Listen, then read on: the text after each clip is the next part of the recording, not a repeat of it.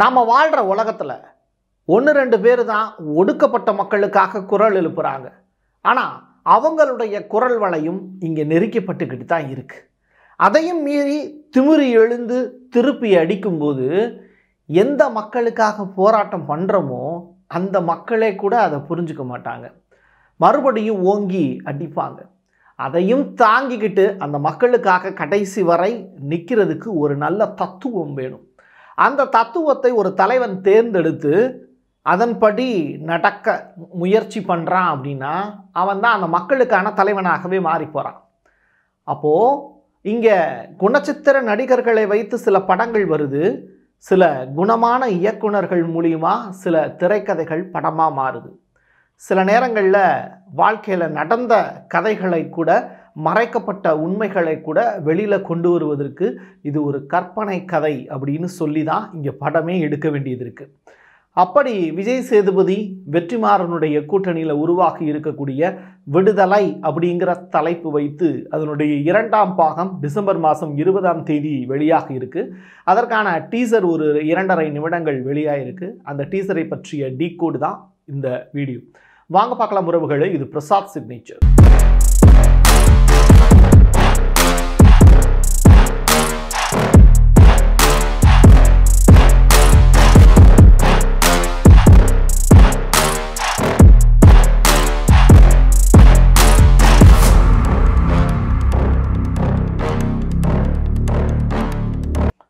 விட்டகுற தொட்டகுறையாக எடுக்கப்பட்ட படம் அல்ல அது. நேர்த்தியான கதையோடு தெளிந்த கதாபாத்திரங்களை வைத்து இந்த மக்களுக்கான கதையாக, உனக்கான பாடமாக அதை திரைக்கதையில் ரொம்ப அழகாக காண்பிக்கக்கூடிய வெற்றிமாறன் எடுத்திருக்கக்கூடிய படம் தான் இந்த விடுதலை. அதனுடைய 2.5 நிமிட டீசர் ரொம்ப அற்புதமாக வந்திருக்கு. இளையராஜா அவர்களுடைய மியூசிக் அப்படிங்கிறது உசுரை போட்டு வாட்டி எடுக்குது. ஏன் இந்த மனுஷன் இப்படி ஒரு மியூசிக்கை போட்டிருக்காரு அப்படிங்கிறது தெரியல. ஒரு மனுஷனை போட்டு குத்துயிரும் கொலையுருமாக இருக்கும்போது கூட அவனுடைய காயங்கள் ஆறக்கூடிய வகையில் இளையராஜா அவர்களுடைய மியூசிக் அப்படிங்கிறது ஒரு மிகப்பெரிய வைத்தியர் தான் இளையராஜா. அந்த வகையில் அந்த ஒற்றை பாடல் அப்படிங்கிறது என்னை போட்டு 2 நாட்களாக உலுக்கியது. அந்த காயம் மாறி மறுபடியும் தெளிந்த நீரோடியாக என்னுடைய மனம் மாறுவதற்குள்ள விடுதலை படத்தினுடைய 2.5 நிமிட டீசர் வெளியானது. டீசரை பார்த்து முடித்த உடனே இதை ஏன் என் மக்கள்கிட்ட சொல்லக்கூடாது அப்படிங்கிற ஒரு பெரிய வேட்கை எனக்குள்ளே வந்தது. அதன் காரணமாக தான் இந்த வீடியோவை எடுக்கிறோம். இந்த டீசரில் இருக்கக்கூடிய மிக முக்கியமான ஓப்பனிங் அப்படிங்கிறது ஒரு நாட்டிற்கான மக்கள், அந்த மக்கள் ஒரு குறிப்பிட்ட இனம், அந்த இனத்துக்கான மொழி, அந்த மொழியோடு சேர்ந்து இருக்கக்கூடிய மக்கள் ஏதாவது ஒரு நிலப்பகுதியில் தான் வாழ்வாங்க. அப்போது இங்கே நிலம் பேசக்கூடிய அரசியல், ஒரு இனத்துக்கான அரசியல், மொழி அரசியல், இந்த 3மே ரொம்ப முக்கியமானது. ஆனால் இதை வைத்து அரசியல் பிழைப்போர் அந்த மக்களுக்கான தலைவனாக, ஏமாற்றக்கூடிய தலைவனாக மேலே போய் உக்காந்துருக்காங்கங்கிறது தான் இன்ன வரைக்கும் நம்மளால் மாற்ற முடியாத ஒரு பெரிய சோகம். இதை மாற்றி காட்டணும் அப்படின்னு சொல்லிட்டு நினைக்கக்கூடிய நபர்களில் ஒருவர் தான் இந்த வெற்றிமாறன் அப்படிங்கிற டைரக்டர். அது மட்டும் கிடையாது, அவர் வச்சிருக்கக்கூடிய டயலாக்கே கூட என்னுடைய நிலத்தை நீ பிடுங்கும் போது எனக்கு தெரியல நீ என்னை அடிமையாக்க போகிற அப்படின்னு. 2வது, என்னுடைய மொழியையும் அடிமையாக்குவதற்கான முயற்சி செஞ்ச, அதையும் நாங்கள் விட்டு கொடுத்துட்டோம். எப்படி?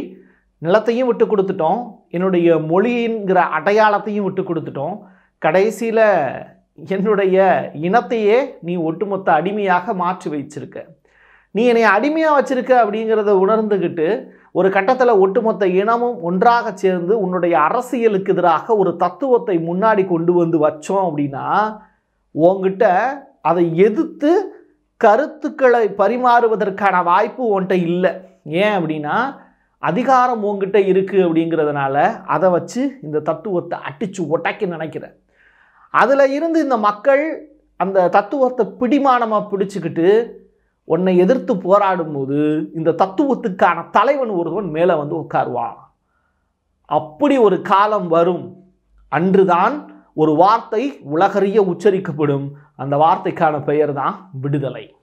தத்துவம் இல்லாத தலைவர்கள் எப்படி, தத்துவமே இல்லாத தலைவர்கள் எப்படி இருப்பாங்கன்னா ரசிகர்கள் கூட்டத்தை உருவாக்குவாங்க. தனக்கான ரசிகர்களை உருவாக்குவாங்க. ஆனால் அதில் ஒன்றும் முன்னேற்றம் வந்துடாது அப்படிங்கிறது தான் இந்த படத்தில் வச்சுருக்கக்கூடிய மிக முக்கியமான டயலாக். ஆரம்பிக்கும் போதே இதில் ஒரு டீகோடு சூப்பராக இருக்கும். இது வந்து ஒரு கம்யூனிச சித்தாந்த கதை அப்படின்னு அருவாவை வைத்து பேசி இருக்கக்கூடிய அரசியல். இந்த அருவா சாதாரண கூலி தொழிலாளிக்கும் தேவைப்படும், விவசாயிகளுக்கு தேவைப்படும், நெல்லை அறுப்பவனுக்கும் தேவைப்படும். அதே நேரத்தில் நம்முடைய குரல் வலையை நிறுப்பவனுடைய குரலை அறுப்பதற்கும் பயன்படும். இதுதான் இங்கே பேசி இருக்கக்கூடிய மிக முக்கியமான விஷயம். எனக்கு வன்முறை தெரியாது அப்படின்னு நீ நினைக்காத. உனக்கு எதிராக வன்முறை அரசியல் தான் இங்கே பண்ணணும் அப்படின்னா நாங்கள் அதுக்கும் ரெடி அப்படின்னு சொல்லிட்டு ஒரு மக்கள் கூட்டம் கிளர்ந்தெழுது. இது உலகின் பல்வேறு நில அரசியலை நீங்கள் புரட்டி பார்த்து அதிலிருந்து நிறையா விஷயங்களை நீங்கள் கற்றுக்கிட்டீங்க அப்படின்னா நான் பேசக்கூடிய வார்த்தைகளுக்கான அர்த்தம் உங்களுக்கு புரியும். மிடில் ஈஸ்ட் ஏரியாவில் நடக்கக்கூடிய மிக முக்கியமான உலக அரசியலை ஃபாலோ பண்ணக்கூடிய ஏகப்பட்ட சப்ஸ்கிரைபர்ஸ் நம்மக்கிட்ட இருக்காங்க. அவங்களுக்கு புரியும் விடுதலை அப்படிங்கிற அந்த வார்த்தைக்கான அர்த்தம். என்னுடைய மக்களுடைய விடுதலை அப்படிங்கிறது எந்த இடத்துல தொடங்குது, எந்த இடத்துல நம்ம அடிமைப்பட்டிருக்கோமோ அந்த இடத்துல இருந்து மறுபடியும் வீறு கொண்டு எழும்பணும். ஒரு காலகட்டத்தில் கருவறை நம்ம திறந்தோம் வேண்டாம் அப்படின்னு. அதே கருவறைக்குள்ளே இன்றைக்கி நம்மளால் போக முடியுமா அப்படின்னா ஓ மொழியில் கூட உன்னால் சாமி கும்பிட முடியாத அளவிற்கு நீ தீண்டத்தகாதவனாக மாற்றப்பட்டிருக்கிறாய் என் தமிழினமே அப்படிங்கிற ஒரு வார்த்தையைத்தான் இந்த தமிழ் சமூகத்தை பார்த்து நம்ம சொல்ல வேண்டிய தேவை இருக்குது. அப்போது உன்னுடைய மொழி இங்கே அமுக்கப்பட்டது. இந்திய எதிர்ப்பு போராட்டம் அப்படிங்கிறது பெரிய அளவில் நடந்தது. 1945 தொடக்க காலகட்டத்தில் நடத்திய பெரும் போராட்டங்கள் இந்த படத்தில் வந்து காட்சியாக வச்சுருக்காங்க. அதில் ஒரு சீன் ஒன்று இந்த டீசரில் இருக்குது. அது என்னென்னா, என்னைய மாதிரி படிக்காதவன் தான் ரயிலை மறித்து போராட்டம் பண்ணி உன்னைய மாதிரியான படித்த நபர்களை இன்றைக்கி அதிகாரத்தில் கொண்டு வந்து உட்கார வச்சுருக்கோம்.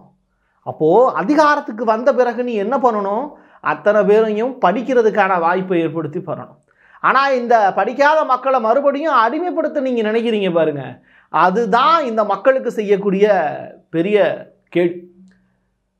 நான் அனுபவித்த துன்பங்கள் எல்லாமே என்னுடைய எதிராப்பில் இருக்கக்கூடிய நபர்களும் அனுபவிக்கணுங்கிறது இல்லை வாழ்க்கை.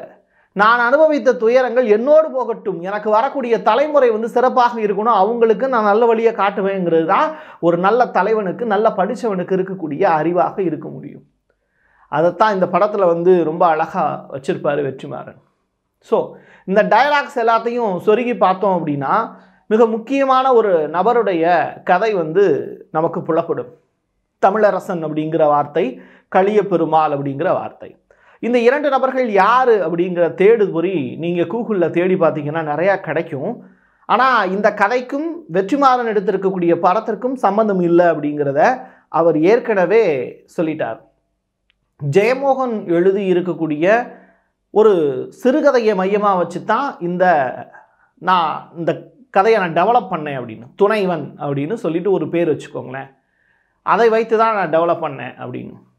ஸோ காடு, மலை, மலையோடு சேர்ந்து இருக்கக்கூடிய மக்கள், அந்த மக்களுடைய துன்பங்கள், காவல்துறையினரால் அனுபவிக்கப்படக்கூடிய பாலியல் தொடர்பான சித்திரவதைகள், அதுக்கெல்லாம் காரணமாக இருக்கிறது அந்த மக்களுடைய விடுதலைக்காக ஒருத்தம் போராடக்கூடிய நினைப்பு. ஆனால் அந்த விடுதலை ஆட்சியாளர்களுக்கு பொறுக்கலை. ஆட்சியாளர்களுக்கு எதிராக அந்த விடுதலை அமைந்து விடுமோ அப்படிங்கிற அச்சம். ஒரு தலைவன் உருவாகுவது எதிர்த்தாப்பில் இருக்கக்கூடிய அதிகார வர்க்கத்துக்கு எப்படி பிடிக்கும், அந்த மாதிரியான காட்சிகள் எல்லாமே விடுதலையினுடைய முதல் பாகத்தில் வைக்கப்பட்டது. ஸோ இந்த விடுதலைக்காக போராடக்கூடிய ஒரு தலைவனை கைது பண்ணி சிறையில் அடைக்கிறாங்க. அவன் தப்பிச்சு போகிறான். அதற்கு பிறகு அவனை என்கவுண்டர் பண்ணுறதுக்கான வாய்ப்பு இருக்கா இல்லையா, கடைசியில் அவனை பிடிச்சி கொடுத்தது யார், மக்களுடைய வலியை உணர்ந்த ஒருவனே காவல்துறை அதிகாரியாக இருக்கும்போது அந்த தலைவனை அவன் காட்டி கொடுத்தானா, இல்லை கைது செய்தானா, இல்லை சுட்டி கொன்றானா, என்ன நடந்தது அப்படிங்கிறது தான் விடுதலை இரண்டாம் பாகத்தில் இருக்கக்கூடிய மிக முக்கியமான உண்மைகளாக இருக்க போகுது. பொதுவுடைமை சித்தாந்தத்தை ஃபாலோ பண்ணக்கூடியவங்க செய்யக்கூடிய விஷயங்கள் தவறா சரியா அப்படிங்கிற கேள்வி நம்ம எல்லாருக்குள்ளேயும் இருக்கும்.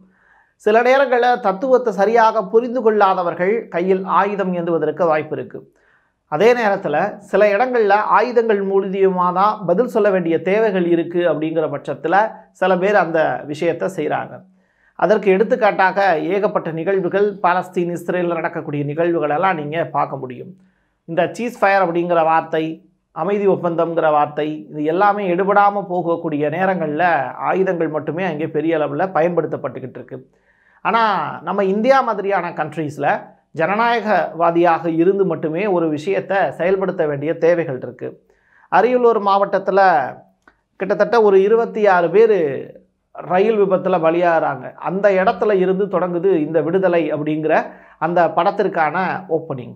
அது சரியா தவறா, எதனால் அதை செஞ்சாங்க, அதுக்கு முன்னாடியே அதை தடுத்து நிறுத்துவதற்கு எடுக்கப்பட்ட முயற்சிகள் ஏன் தோல்வி அடைஞ்சது, இப்படி ஏகப்பட்ட வரலாற்று செறிவுகள், உண்மையான கதைகள் ஒருபுறம் இருந்தாலும் அதை வைத்து அடுத்த கட்டத்துக்கு நகர்ந்திருக்கிறார் வெற்றிமாறன் அவர்கள். இந்த மக்களுக்கு சொல்ல வேண்டிய விஷயம் அப்படிங்கிறது, ஒருவன் கையில் எதையோ ஒன்று ஏந்தி நிற்கிறான் அப்படின்னா அவன் எதுக்காக ஏந்தி நிற்கிறான் அப்படின்னு எதிர்த்தாப்பில் இருக்கக்கூடியவங்க புரிஞ்சுக்கிட்டாங்க அப்படின்னா, அவன் அதை தனக்காக தான் ஏந்தி நிற்கிறான் அப்படிங்கிறத அந்த மக்கள் உணர்ந்துக்கிட்டாங்க அப்படின்னா அவங்களுக்கு தத்துவம் தெரியுது அப்படின்னு அர்த்தம். இல்லை அப்படின்னா அந்த தத்துவத்தை சரியாக இந்த கையில் ஆயுதம் ஏந்தி இருக்கக்கூடிய நபர் ஃபாலோ பண்ணலன்னு அர்த்தம். இந்த ரெண்டுக்கும் இடையில இருக்கக்கூடிய இடைவெளி தான் இந்த விடுதலை அப்படிங்கிற படம். இந்த மாதிரியான படங்கள் தமிழ் சமூகத்துக்கு ஒன்றும் புதிதல்ல. தொடர்ச்சியாக ரமணா அப்படின்னு சொல்லிட்டு ஒரு படம்லாம் முருகதாஸ் அவர்கள் எடுத்திருந்தாங்க. ஒரு கல்வியாளன், ஒரு கல்வி அறிவாளி எப்படி இந்த சமூகத்தில் ஒரு பெரிய புரட்சி ஏற்படுத்தி கவர்மெண்டோடைய அட்டென்ஷனை கிரியேட் பண்ண முடியும், இளைஞர்கள் மத்தியில் எப்படி விழிப்புணர்வு ஏற்படுத்த முடியும் அப்படிங்கிறதுக்கு உதாரணமான படம். அந்த இடத்துலையே வன்முறை தீர்வாகாது அப்படிங்கிறத கடைசி நிமிடத்தில் விஜயகாந்த் அவர்கள் சொல்லிவிட்டு போன பாதைகளும் தெளிவாக இருக்கும். அப்போது என்ன சொல்லியிருப்பார், எரிகிற நெருப்பு உன்னுடைய இதயத்தில் தான் எரியணும், எனக்காக ஒரு தீக்குச்சி கூட எரியக்கூடாது அப்படிங்கிறது தான் விஜயகாந்த் அவர்கள் படித்த அறிவாளியாக சொல்லியிருக்கக்கூடிய விஷயம். நானும் இதே தமிழ் சமூகத்துக்கு சொல்லக்கூடிய விஷயம், நல்ல தத்துவத்தை கண்டுபிடி, நல்ல தத்துவத்தை கண்டுபிடி, அது அறவழியில் இருக்க வேண்டும், உண்மையின் பக்கமாக இருக்க வேண்டும். ஆண்டாண்டு காலமாக உன்னை அடிமைப்படுத்தி இருக்கக்கூடிய அந்த சங்கிலியை உடைக்கக்கூடிய வல்லமை பொருந்திய ஜனநாயக பாதையில் அது இருக்க வேண்டும். ஒரு காலத்திலும் இந்த தமிழ்நாடும் சரி, இந்திய சமூகமும் சரி, வன்முறையால் ஒரு விஷயத்தை சாதித்தது என்ற வரலாறு நமக்கு கிடையவே கிடையாது. அது போர் மூலியமாக நடந்த நிகழ்வுகளும் 1000 ஆண்டுகளுக்கு முன்னாடி ராசராச சோழனுடைய காலகட்டத்தில் இருந்து நடந்தது.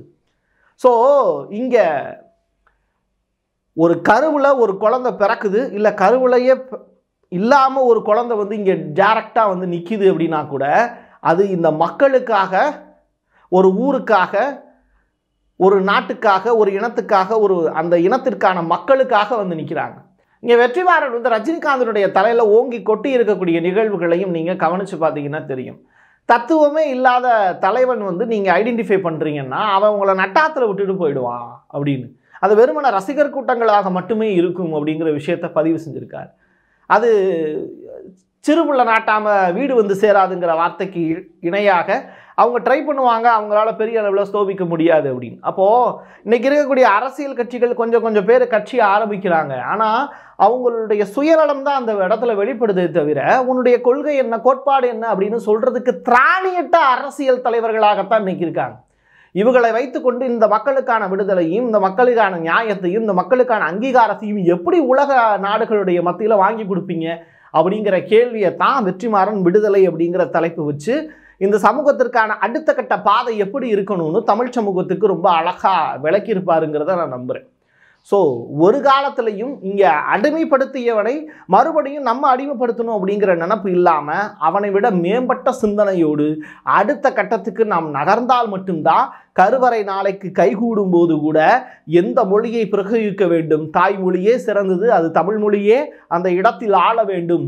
நீ கும்பிடக்கூடிய சாமியை முதல்ல ஓ மொழியில் கும்பிடக்கூடிய சாமியுக்கும் ஓ மொழி தான்டா தெரியும், தமிழ் மொழியில் தான் தெரியும்னு சொல்லிட்டு திருச்செந்தூர் முருகன் கோயிலுக்கு போனேன் அப்படின்னா அவரை பாலசுப்ரமணியர்னு சொல்லாமல் அவரை முருகா அப்படின்னு சொல்லி கும்பிட்டாலே கிடைக்கக்கூடிய புண்ணியங்கிறது கோடி புண்ணியம்தான். அதனால் இங்கே கருவறையே நமக்கான மிகப்பெரிய அளவிலான தத்துவம். ஒரு காலகட்டத்தில் கோயில்கள் அப்படிங்கிறது பல்கலைக்கழகங்களாக இருந்தது. அந்த பல்கலைக்கழகங்களிலிருந்து எண்ணற்ற மாணவர்கள் கற்றுக்கொண்டு பெரிய பெரிய அடுத்தடுத்த நிலைகளுக்கு போனாங்க. இதையே தான் பெரியாரும் சொல்லியிருந்தார். கடைசி காலகட்டத்தில் உள்ளுக்குள்ளே போய் சாமி கும்பிடுவதற்கான வழியை பாரு, அனைத்து சாதியினரும் அர்ச்சகராகணும் அப்படின்னு. ஆனால் இன்னமும் நம்ம வெளியில் வந்து மட்டுமே போராட்டம் பண்ணிக்கிட்டு இருக்கோம். உள்ளுக்குள்ளே போயிட்டு தேவாரத்தையும் திருவாசகத்தையும் தமிழில் இருக்கக்கூடிய மந்திரங்களை உச்சரித்து நாயன்மார்கள் மாதிரி தமிழ் மொழியில் பாடி அங்கே கடவுளையே பார்க்க முடியுங்கிற உண்மையான வரலாறை உணராத தமிழர்கள் இருக்கும் வரை விடுதலை என்பது நமக்கு கிட்டாது. நல்ல தலைவனையும் நல்ல தலைமையையும் நல்ல தத்துவத்தையும் தேடி கண்டுபிடித்தால் தமிழர்களுக்கு விடுதலை நிச்சயம். என் கையெழுத்து என் மக்களுக்கானது உறவுகளே. மீண்டும் ஒரு நல்ல பதிவில் சந்திக்கலாம். நன்றி, வணக்கம்.